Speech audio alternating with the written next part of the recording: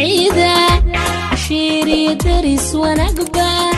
عيد العافية عيد مبارك عيد ونقبة waa jeel Cabdiqaadir waxaan halka hambaliyada farxadda la qaybsanaa dhammaan ummadda muslimiinta meel walba jooga waxaan la kula caafimaad sanadkiisa bashbash iyo barwaaqo Allah nagu gaarsiiyo waxaan mahad aan soo koobayaa 24 January oo fursaddiisii inaan meesha hambaliyada aan la qaybsado ummadda Soomaaliyeed asxaabteeda familkeyga dhammaan muslimiinta meel walba adduunka jooga waxaan leeyahay anigoo magacaygu yahay Cabdullaahi Maxamed Maxamuud ku magac dheer codka waxaan bulshada islaamka meel walba ay adduunka ka joogaan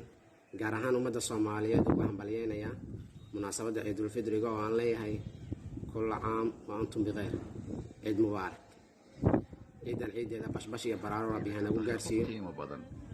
dhibaatada dunida ka jirtana rabbi ha naga dulqaado wax ka wanaagsan oo aan ku dhaho maaqaan sidaan kuu sharfay oo kuugu sharfan u sii gudbi fariintan oo ku dheh ciid wanaagsan